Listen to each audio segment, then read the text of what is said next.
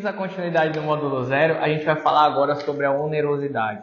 Onerosidade, gente, basicamente a tradução disso seria dinheiro. Só que o que acontece?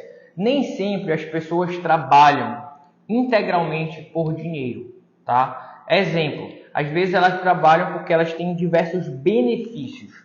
Eu posso contratar uma pessoa por benefícios que ela tenha, isso pode ser transfigurado em dinheiro. Eu posso representar aquele benefício em dinheiro. A gente tem uma obrigação de dar essa troca, né? Olha, tu vai trabalhar e eu vou te dar uma troca pecuniária que pode ser transformada em dinheiro, mas eu posso transformar em um bem material, tipo aluguel, né? Cesta básica, alimentação. Então, se eu estou te entregando isso, isso também representa onerosidade.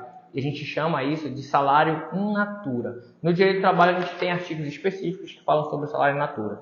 Só que, em regra, a onerosidade é essa troca. A gente mostra essa troca. Por quê? Porque às vezes a pessoa pode ter compactuado uma onerosidade e inclusive não ter pago a pessoa, ficar em dívida. Ah, então não é emprego porque ela está devendo, ela então não é emprego, não posso reconhecer. Claro que não. Se há no momento contratual a expectativa de que tu vá me pagar algo por esse trabalho, eu tenho o requisito da onerosidade. Então, na prática, a onerosidade pode ser tanto dinheiro como algo patrimonial que pode ser convertido em dinheiro ou uma promessa nesse início do contrato de que eu tenha uma contraprestação, ou seja, tu vai me entregar algo para que eu te entregue força de trabalho, esse trabalho que tu me pediu para desempenhar. Então, a onerosidade ela tem relação com isso. E a pessoa pode estar em débito e, obviamente, tu vai entrar. A onerosidade, inclusive, ela é um requisito muito forte. Por quê?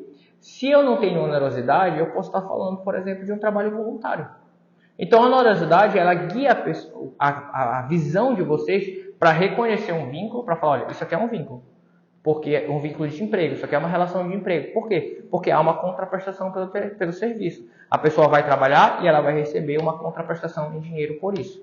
Ah, eu me propus a trabalhar. Olha que louco, a gente vai falar sobre subordinação ainda. É o próximo requisito. Mas na subordinação, vocês vão ver, a pessoa se compromete a seguir aquele regramento. Então, eu posso ter me comprometido a seguir um regramento, eu posso ter me comprometido a ir a semana inteira para aquele lugar trabalhar, eu posso ir como pessoa física, não me fazer substituir, ter me obrigado a não substituir, a comparecer e trabalhar a semana inteira ali e não receber nada. Por quê? Porque eu me voluntariei, porque eu estou trabalhando aquilo ali, isso tudo que eu relatei para vocês é um trabalho voluntariado.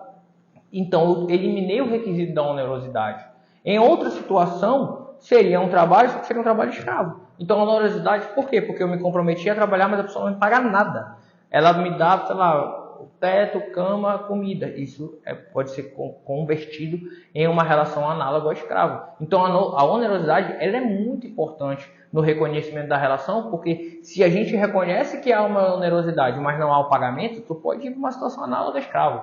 E se eu reconheço que não há onerosidade, é a única coisa que elimina aquela pessoa de não reconhecer um vínculo de uma pessoa que se voluntariou para trabalhar num projeto aí que seja de voluntariado.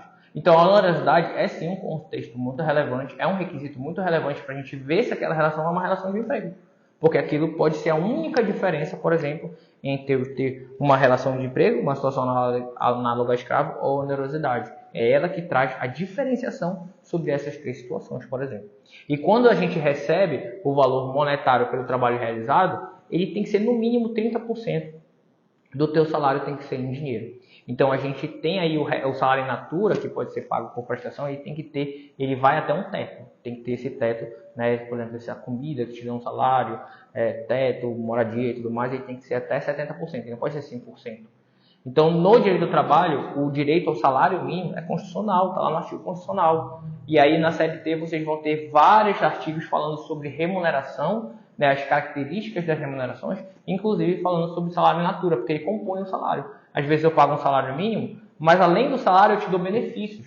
Eu te dou cesta básica, eu te dou moradia. E isso tem que contabilizar como salário, como contraprestação. Por quê? Porque se essa empresa disputa com outra empresa o teu contrato, né, a tua atividade, qual que tu vai querer ficar? Aquela que te dá moradia e o salário? Aquela que te dá moradia, ou aquela que te dá só o salário? Eu queria que me dá moradia e o salário.